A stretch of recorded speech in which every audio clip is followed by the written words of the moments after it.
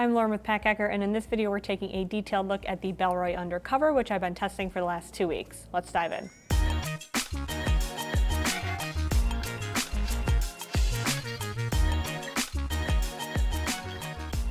The outside of this wallet is pretty simple. You can see there's just the Bellroy logo there, some stitching to add a little bit of security to the design here, and then a back pocket. So this is a Eco-Tan leather. They do have a couple of different options here in colorways, so you can kind of pick whatever suits you, but this is a little closer look at the DBoss logo there.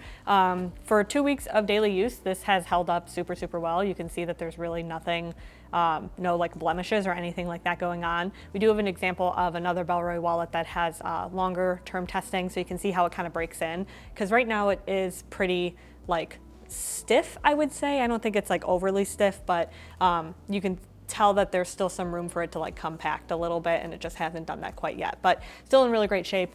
In terms of storage here, it fits up to 8 cards.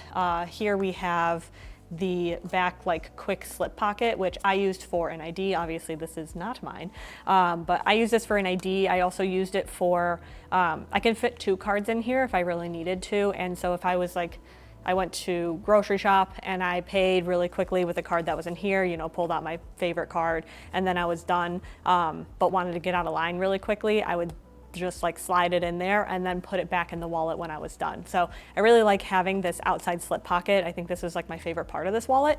It also feels really secure. I was kind of nervous about sticking something in here in case it fell out, but I mean, shake it around, there's nothing happening, like it's not going anywhere. On the inside here, so this is between this pocket and what's in here right now, I have 7 cards. I was able to fit an 8th card on the I guess I could just use this as an example. I was able to fit an 8th card on the inside here, and it's still closed perfectly fine. So I think you could technically fit 9.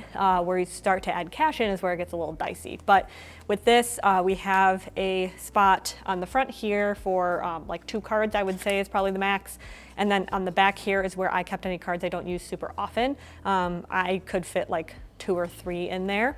And then over on this side is just one little pocket for up to 4 cards, I would say. Once you fit a 5th one in there, it just gets a little bit too tight.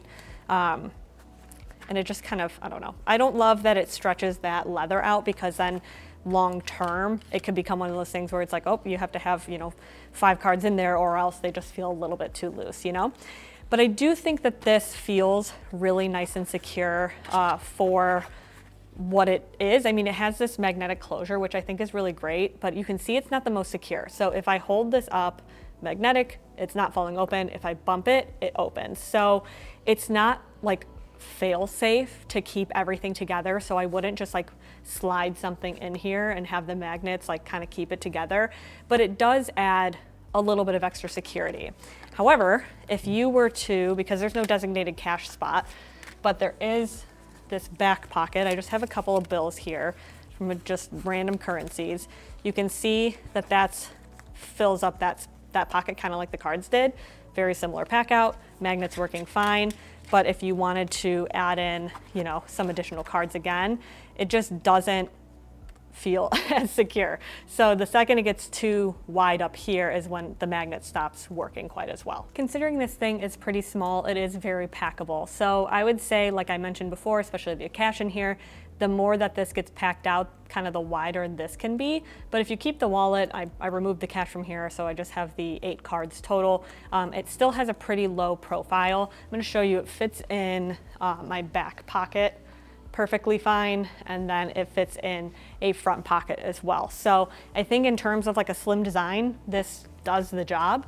It's just whether or not, you know, you like to keep a wallet in your pocket. I honestly think that between the storage, like amount of storage that you get in this thing for its size, it's a pretty solid wallet, and it just feels really nice and durable as well, so I feel comfortable sticking it in a pocket. If you're finding this video helpful, hit subscribe so we can keep making content to help you travel smarter. But for now, we're going to take a quick look at these 2 wallets next to each other. So they're both Bellroy. This is the slim sleeve versus the undercover, which we were talking about in this video. The slim sleeve is a little bit short, or taller rather, so you can see them next to each other. Has like, I don't know, a good ½ inch there maybe, but the undercover is a little bit longer. So in terms of packability, I'd say they're pretty evenly matched.